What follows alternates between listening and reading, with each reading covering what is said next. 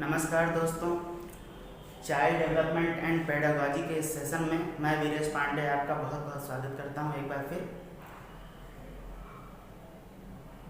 आप लोगों की प्रतिक्रियाएं मुझे मिली, आप लोगों का समर्थन मुझे मिला, उससे मनोबल बढ़ा हमारा। इसी तरह प्रयत्नशील रहने के लिए आगे भी आप लोग कमेंट्स करते रहें, जिससे हम इसी तरह आगे की कक्षाएं में प्रयत्नशील मेहनत कर सकें। कई लोगों के कमेंट्स ऐसे भी मिले जो कि सुधारात्मक होने चाहिए। जैसे एक मैम का कमेंट था कि वॉइस क्लियरिटी पर ध्यान दी जाए, तो बहुत जल्द ही वॉइस की क्लियरिटी पर ध्यान दी जाएगी। अगली 2-3 या 1-2 वीडियो के बाद आप पूरी तरह से जो ये शिकायत है इससे निवृत्त होंगे। तो चाइल्ड डेवलपमेंट एंड पेडागॉजी के सेशन में हम लोगों ने पिछले वीडियो में ये अध्ययन किया था कि जो अवस्थाएं होती हैं बाल विकास की वो कितनी होती हैं। तो मुख्य रूप से 3 अवस्थाएं हमने बताई थी: शैशवावस्था, बाल्यावस्था और किशोरावस्था। इनके कालखंड बताए थे। शैशवावस्था की जन्म से 2 वर्ष, बाल्यावस्था की 2 अवस्थाएं होती हैं: पूर्व बाल्यावस्था और उत्तर बाल्यावस्था। पूर्व बाल्यावस्था 2 से 6 वर्ष तक और उत्तर बाल्यावस्था 6 से 12 वर्ष तक होती थी। उसके बाद किशोरावस्था बताई थी। किशोरावस्था की जो समयावधि होती है वो 12 या 13 वर्ष से लेकर के 18 वर्ष तक की होती है। उसके बाद हम लोगों ने शैशवावस्था के बारे में डीप अध्ययन किया था कि शैशवावस्था में जो शिशु होता है उसका शारीरिक, मानसिक, संवेगात्मक और सामाजिक विकास किस प्रकार से होता है। इसके बारे में हम चर्चा कर चुके थे कि शारीरिक विकास तीव्र गति से होता है। उसका जो बॉडी वेट का 1/4 भाग उसका मस्तिष्क होता है। धीरे धीरे बढ़ते बढ़ते 1250 ग्राम 2 वर्ष तक हो जाता है। इस प्रकार से हम लोगों ने पढ़ा था। तो शारीरिक गतिविधियां पूरी पढ़ी थी। सामाजिक गतिविधियां कि वो 2 वर्ष तक होते होते एक सक्रिय भागीदार के रूप में अपने घर में यह अनुभव करता है कि होना चाहिए। भाषा का विकास की बात करें तो 2-4 शब्द बोलने के लिए भाषा का विकास, उसमें 2 साल की अवधि तक नाम बुलाने लगता है, छोटे छोटे वाक्य बनाने लगता है। इस तरह से हम लोग पढ़ चुके थे। संवेगात्मक विकास की 3 महीने पर जो है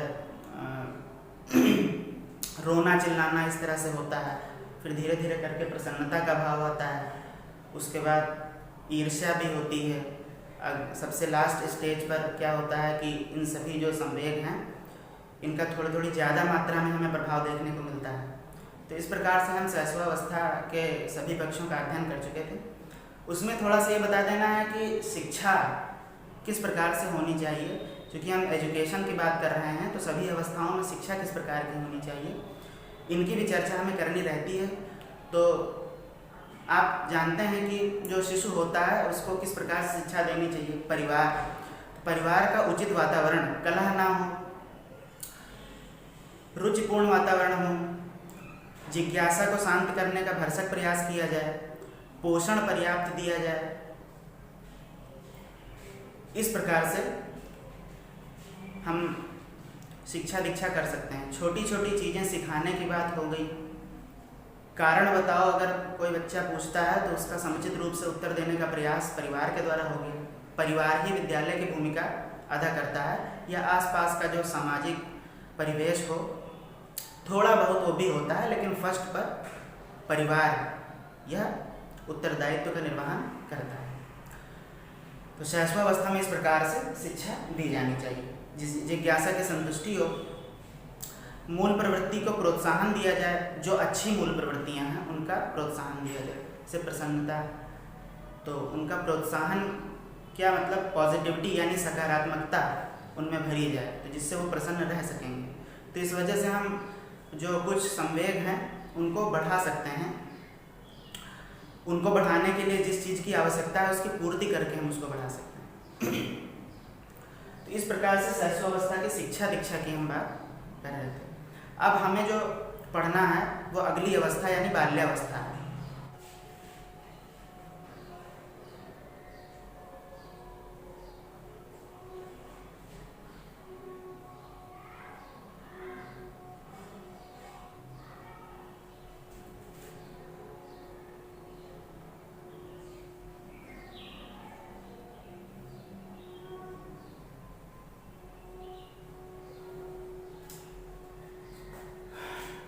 बाल्यावस्था को दो भागों में बांटा गया था, पूर्व बाल्यावस्था और उत्तर बाल्यावस्था।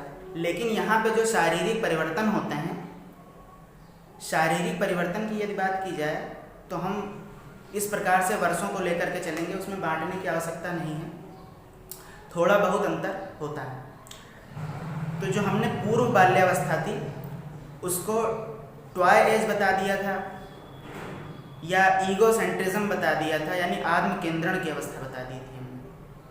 मतलब जो बालक होता है वो अपने बारे में अधिक सोचना कि मुझे ये चाहिए और ये नहीं चाहिए, इस बारे में वो सोचता है। साथ में टॉय एज मतलब खिलौनों से खेलने का उसका ज़्यादा मन करता है। इसमें पूर्व बाल्यावस्था में अपने साथी की अपेक्षा अपने खिलौने में उलझा रहता है। लेकिन उत्तर बाल्यावस्था क्या होती है? उत्तर बाल्यावस्था में अपने साथी के संग खेलना ज़्यादा पसंद करता है। उत्तर बाल्यावस्था को हम ट्रबलसम एज भी कहते थे। तो इस प्रकार से हम चार पक्षों पर मुख्यतः बात करेंगे बिना कुछ बांटे हुए। पहला पक्ष शारीरिक,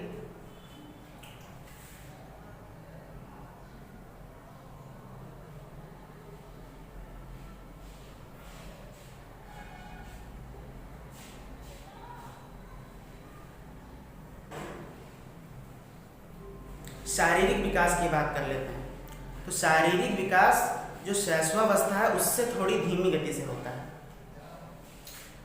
थोड़ी धीमी गति। और ये किसकी बात कर रहे हैं?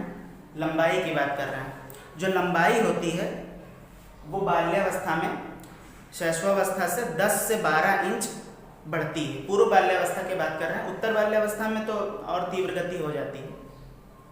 तो थोड़ी धीमी गति इसमें होती है। मतलब टोटल बाल्यावस्था अगर औसतन रूप से देखा जाए तो धीमी गति बढ़ने की होती है। मतलब 10 से 12 इंच लंबाई बढ़ती है। 10 से 12 इंच लंबाई बढ़ती है। ठीक है। लड़कियों की लंबाई थोड़ा तेजी से बढ़ती है। और जो भार होता है, भार लगभग 2 गुना हो जाता है।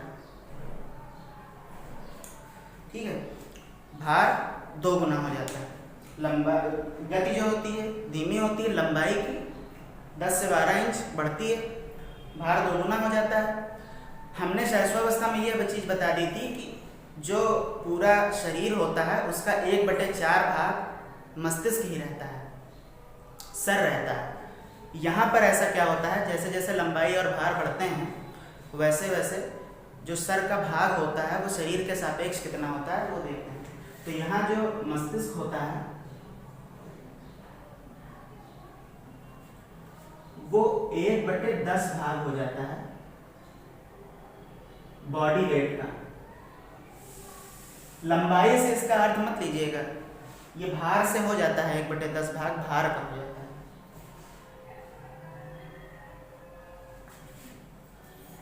मस्तिष्क बॉडी का 1/10 भाग हो जाता है यहाँ पर। और उसके बाद में भी हमने बताया था कि जो मांसपेशियाँ और धड़कन होती हैं, तो जो हड्डियाँ होती हैं उनका विकास ठीक ठाक होता है। मांसपेशियाँ और धड़कन की बात करें तो हमने कहा था धड़कन जो होती है उसमें असामान्य होती है शैशवावस्था में। मैंने ये भी बताया था कि किसी बच्चे के धड़कन अगर हम देखेंगे या सोते हुए देखेंगे थोड़ा जल्दी जल्दी चलती दिखाई देगी। जो बाल्यावस्था की बात करें सामान्य रूप से औसतन रूप से बाल्यावस्था की बात करें, क्योंकि जो शुरुआती बाल्यावस्था 2 से 3 वर्ष के बीच में रहेगी या 3.5 वर्ष की अवधि में रहेगी, तो मैंने बताया था कि कोई चमत्कार नहीं होता है कि 2 साल के बाद अचानक से धड़कन सामान्य हो गई, 2 साल के बाद अचानक से पाचन क्रिया सामान्य हो गई। तो इस प्रकार का कोई चमत्कार नहीं होता है। तो इसलिए हम औसतन रूप से बता रहे हैं कि जो मध्य में बाल्यावस्था होती है उसमें ये सारे परिवर्तन होते हैं धीरे धीरे करके। तो यहाँ पे जो पाचन होता है वो भी सामान्य होने लगता है, पूरी तरीके से सामान्य। पूरी तरह से उत्तर बाल्यावस्था में जब हम जाएंगे तो 9 वर्ष तक पूरी तरीके से पाचन, 8 वर्ष तक सामान्य हो जाता है पाचन।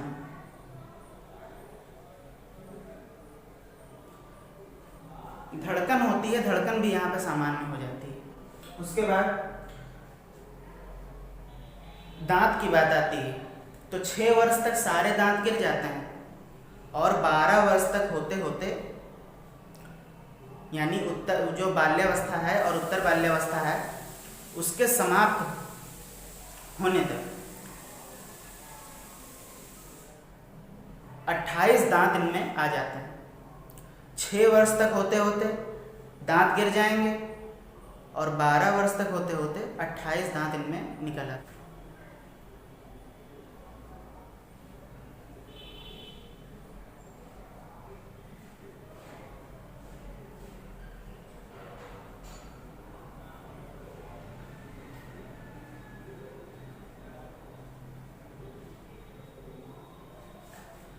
6 वर्ष तक सारे दांत गिर जाएंगे, 28 दांत 12 वर्ष की अवधि यानी उत्तर बाल्यावस्था के खत्म होते होते आ जाते हैं। ये हो गई शारीरिक विकास की बात में। और कुछ तो इसमें नहीं बच रहा है, बस मस्तिष्क जो होता है वो दृढ़ हो जाता है।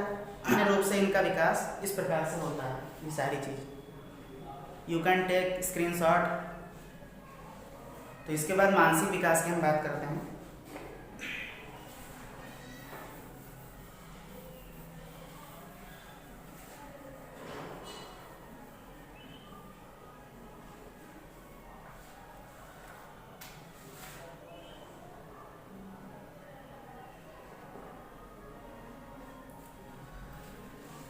मानसिक विकास की यदि हम बात करें तो इसमें हम ये बताते हैं कि स्मरण करने की शक्ति कितनी होती है, कल्पना शक्ति कितनी होती है, तर्क करने की शक्ति कितनी होती है।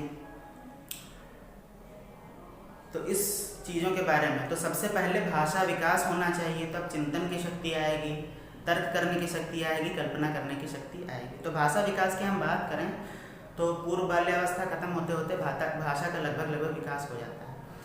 किस प्रकार से होता है कि जब 8 वर्ष तक क्या करता है कि 16 शब्द वाले भी अगर वाक्य हैं, लंबे वाक्य, तो बोल सकता है। ठीक है। तो और 6 वर्ष तक लगभग इसका जो पर्याप्त विकास भाषा का हो जाता है। ठीक, 6 वर्ष तक की अवधि तक इसका पर्याप्त विकास भाषा का।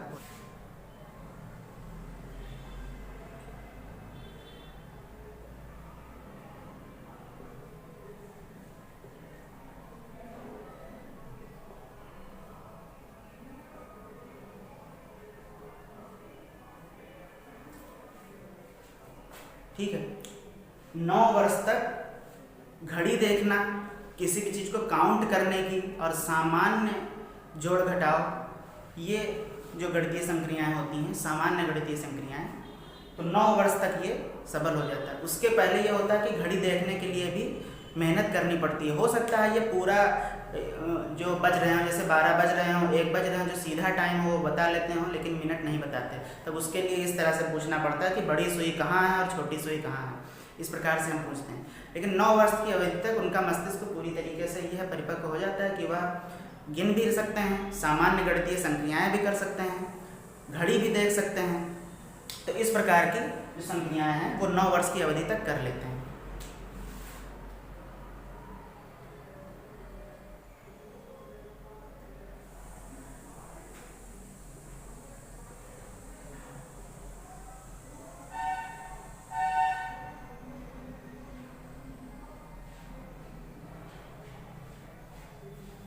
नौ वर्ष की अवधि तक सामान्य गणितीय संक्रियाएं करते हैं। चिंतन, तर्क और कल्पना शक्ति का थोड़ा थोड़ा विकास हो जाता है, भाषा विकास हो ही जाता है।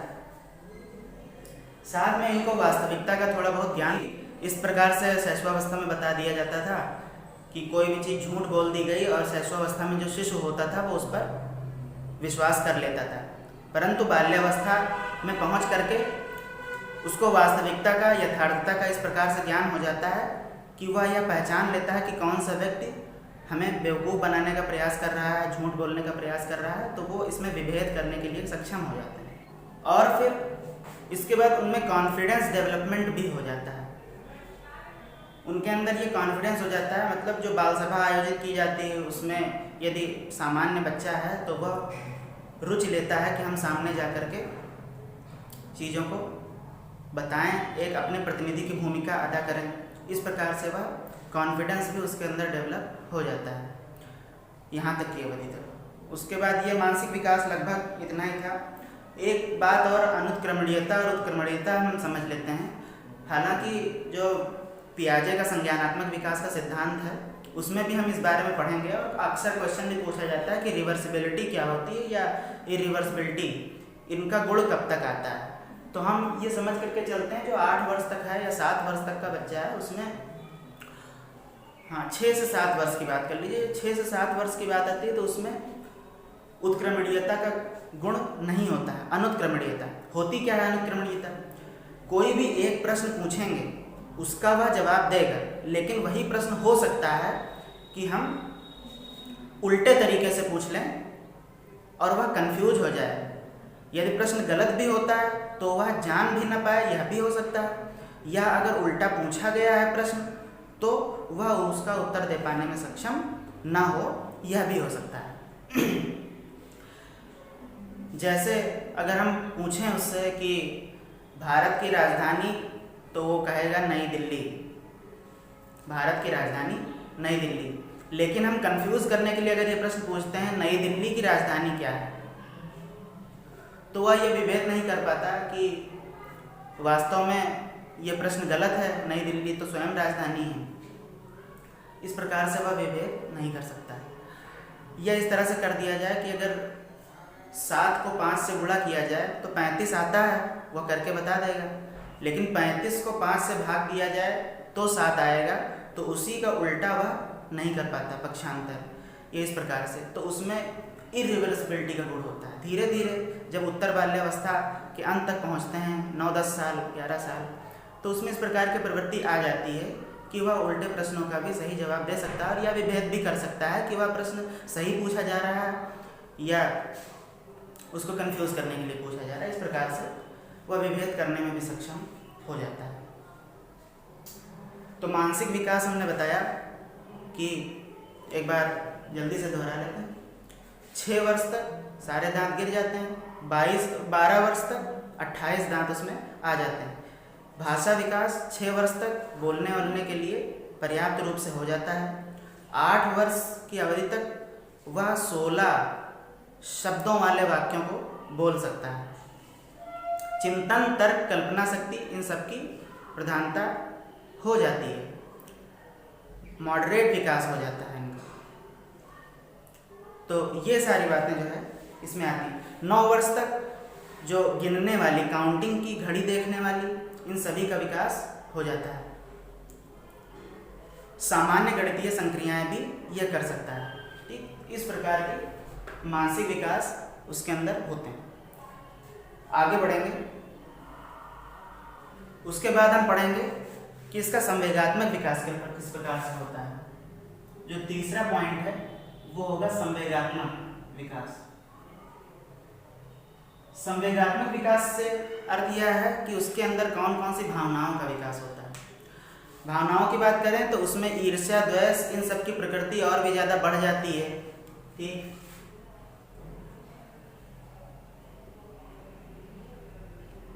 प्रेम का भाव भी बढ़ता है। इस प्रकार से थोड़ी थोड़ी और जितनी भी हमने प्रवृत्तियां बताई थी उनका थोड़ा थोड़ा और विकास हो जाता है। ये चीज़ें तो हो जाती हैं। भय की बात करें, पहले जो झूठ बोल करके उनको भय किया जाता था, उस प्रकार की प्रवृत्ति उनको नहीं रह जाती। उस प्रकार का भय उनमें व्याप्त अब नहीं होता है। उनका जो वास्तव में चीज़ें हो सकती हैं उनसे भय रहता है। जैसे पिटाई हो जाएगी, यदि हम काम नहीं करेंगे तो पिटाई हो जाएगी, इस चीज़ से उनको डर होता है। या कभी कभी जो भूत प्रेत की कहानियाँ बताई जाती थी, उन सबसे डर अभी भी थोड़ा बहुत व्याप्त रहता है। बाल्यावस्था में भूत प्रेत से, पिटाई से, दुर्घटना से उनके अंदर डर रहता है। इस प्रकार से जो है, और स्नेह, दया, ईर्ष्या, द्वेष, इन सब का विकास जो है होता है, थोड़ा थोड़ा और होता है पहले से। मेनली इसमें जो बालक होते हैं वो ये चीज़ समझ जाते हैं कि जो हमसे बड़े लोग हैं वो किस बात से नाराज हो जाते हैं और किस बात से खुश हो जाते हैं। शैशवावस्था में या पूर्व बाल्यावस्था की प्रथम जो स्टेज होती है लगभग उसमें शिशु को इस बात का अंदाज़ा नहीं रहता है कि हम कौन सी एक्टिविटी करेंगे तो बड़े लोग नाराज़ हो जाएंगे या कौन सी एक्टिविटी करेंगे तो बड़े लोग खुश हो जाएंगे। परंतु बाल्यावस्था में पहुँचते पहुँचते और पूर्व बाल्यावस्था के 4 साल से बाद की बात और उत्तर बाल्यावस्था में बालक को ज्ञान हो जाता है कि मेरी ऐसी एक्टिविटी से लोग नाराज़ हो जाएंगे और इस प्रकार की एक्टिविटी से लोग खुश हो जाएंगे। तो इस प्रकार की चीज़ों का ज्ञान हो जाता है। ईर्ष्या, द्वेष, प्रेम, उल्लास, इन सब का थोड़ा थोड़ा और ज़्यादा विकास हो जाता है इनमें। तो ये थोड़ा थोड़ा बढ़ जाती है। डर किससे रहता है? भूत प्रेत से, दुर्घटना, पिटाई, यह इस तरह इसलिए लिख रहे हैं। इसमें और भी चीज़ें आ सकती हैं। मेरे कहने का अर्थ ये है कि जो वास्तविक रूप से चीज़ें डरने योग्य होती हैं उनसे वो डरता है, ना कि जो भी हम झूठ तरीके से कह देते हों कि अभी ये हो जाएगा वो हो जाएगा और उससे शैशवावस्था में बालक डर जाता था। तो ऐसा कुछ इसमें नहीं होता। जो वास्तविक चीज़ें वास्तव में डरने योग्य हैं उनसे ये डरता है बाल्यावस्था की अवधि तक। जो उसके बाद की बात है वो है सामाजिक विकास।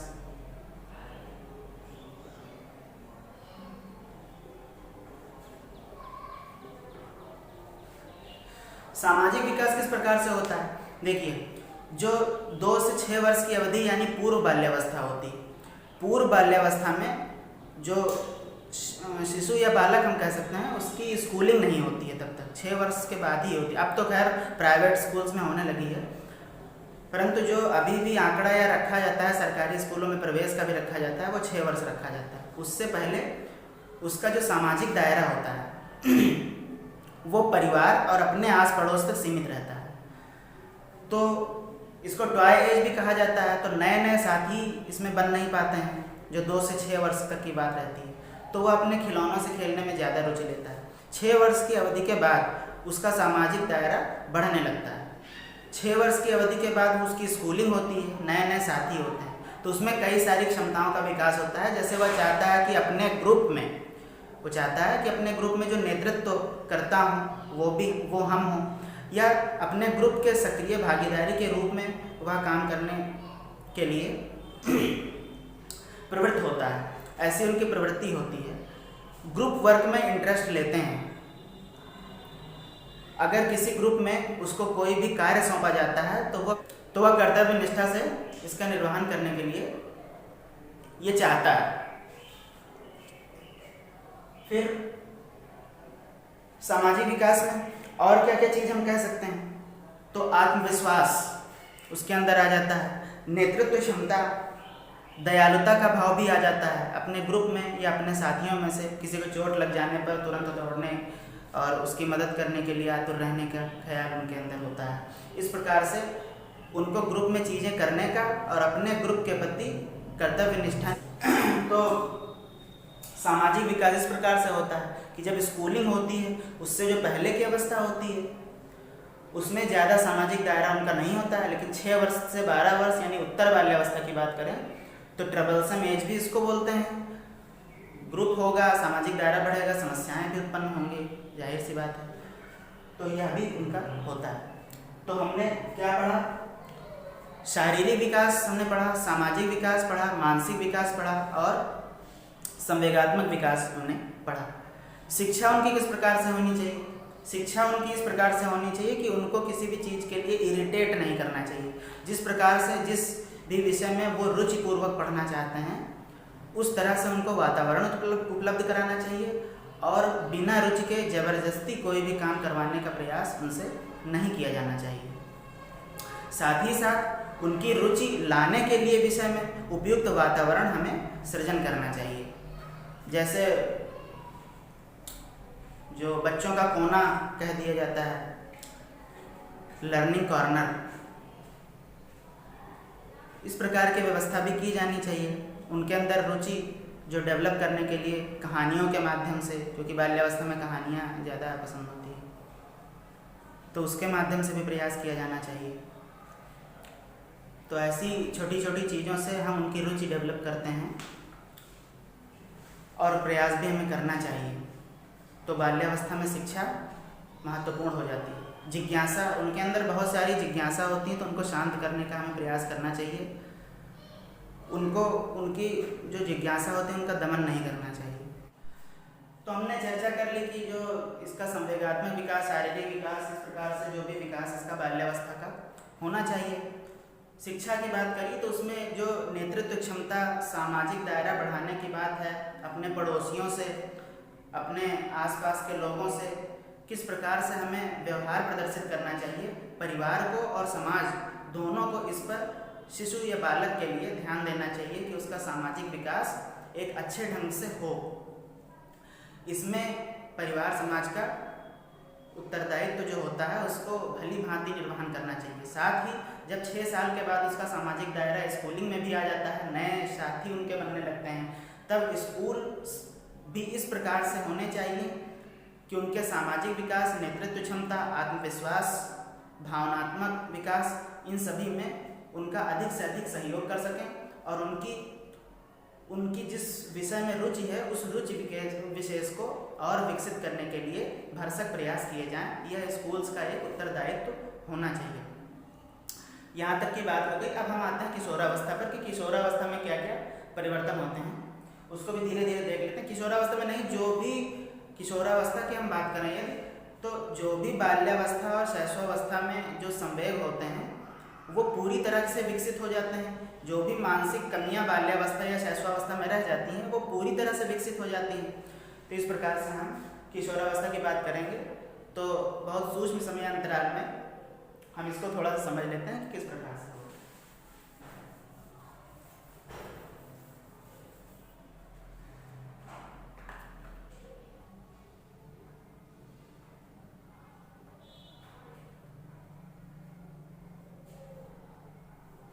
इसको बोल देते हैं एडोलेसेंस।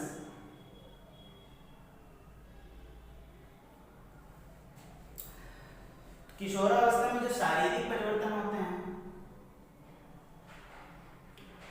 उसमें सबसे पहले हम लंबाई की बात करते थे।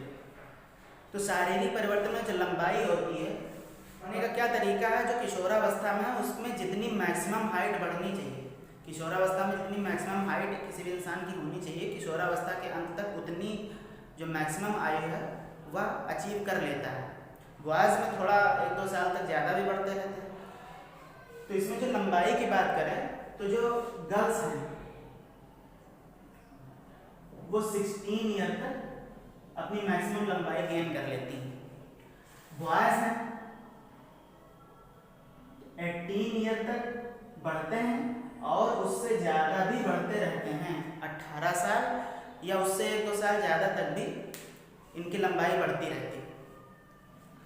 तो गर्ल्स 16 ईयर तक, 16 ईयर तक और बॉयज़ 18 ईयर तक या उससे अधिक बढ़ते रहते हैं और अपनी मैक्सिमम जो लेंथ होती है उसको अचीव कर लेते हैं, हाइट, मैक्सिमम हाइट अचीव कर लेते हैं। वेट की बात करें, अगर भार की बात करें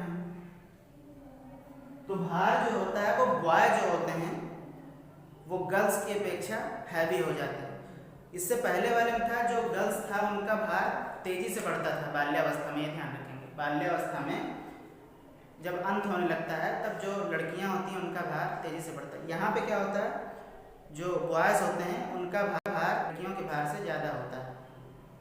ठीक, तो यहाँ पे लिखेंगे बॉयज़ हैवियर देन गर्ल्स, ये लिखेंगे।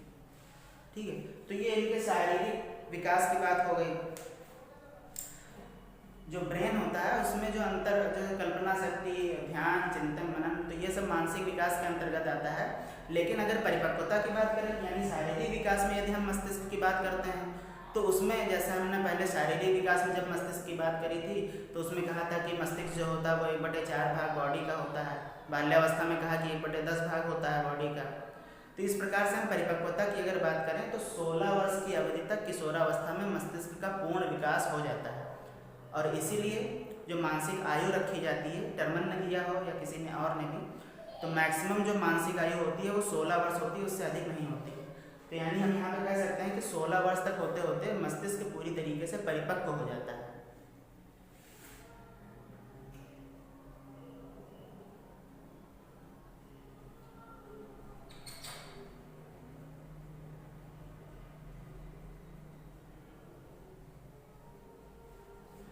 तो शारीरिक विकास में हम इतनी ही चर्चा करते हैं। उसके बाद मानसिक विकास।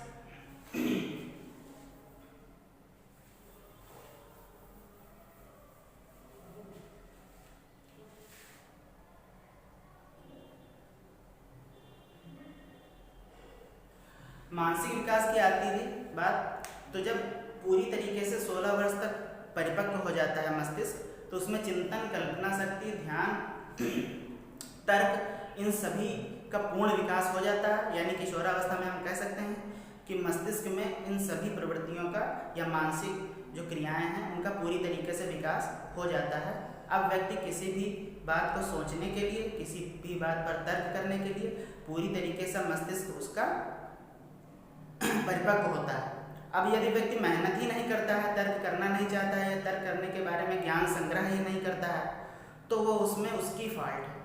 परिपक्वता की और विकास की कोई फॉल्ट नहीं है, क्योंकि प्रशिक्षण भी परिपक्वता के साथ चलना चाहिए, तभी विकास होता है, ये मैंने बताया था। तो प्रशिक्षण भी आवश्यक है। यदि आप ज्ञान ग्रहण नहीं करेंगे, पढ़ेंगे नहीं, अध्ययन नहीं करेंगे, तो फिर अगर आप कहते हैं कि तर्क भी कर लें, कल्पना शक्ति भी हमारी बहुत ज़्यादा सुदृढ़ हो, तो सभी प्रकार की चीज़ें अगर आप सुदृढ़ होना चाहते हैं तो उसके लिए आपको प्रशिक्षण की भी आवश्यकता पड़ती है, अधिगम की भी आवश्यकता, लर्निंग की भी आवश्यकता उसमें पड़ती है।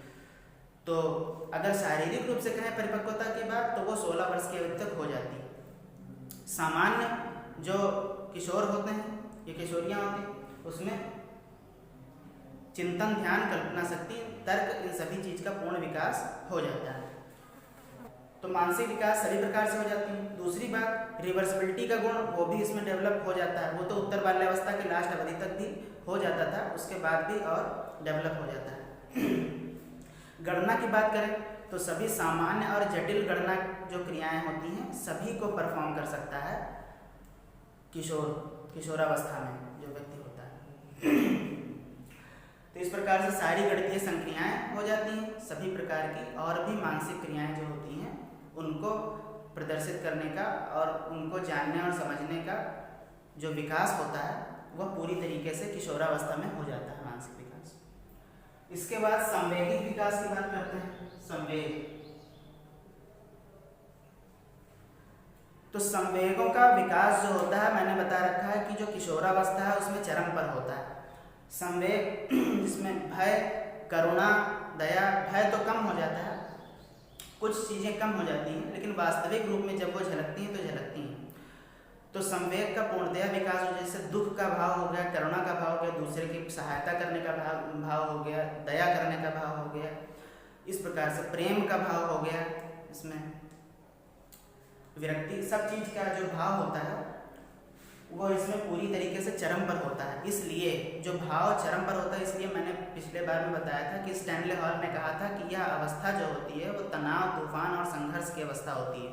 इसलिए कि यदि सांवेगिक रूप से उनको सकारात्मकता दी जाएगी और उनको समझने का और समाज में उनको स्वीकृति देने का प्रयास किया जाएगा, उनके बातों पर भी विचार होगी और साथ में सही मार्गदर्शन भी यदि उनको दिया जाएगा तो वो निश्चित रूप से सकारात्मक होंगे और देश की प्रगति में अपना योगदान देंगे। वहीं यदि जरा सा भी इग्नोरेंस या नकारात्मकता इनके अंदर थोपी जाएगी, ये देश के विनाश करने के भागीदार भी सिद्ध होंगे। इसलिए यह बहुत ही सेंसिटिव पीरियड होता है, बहुत ही ज़्यादा।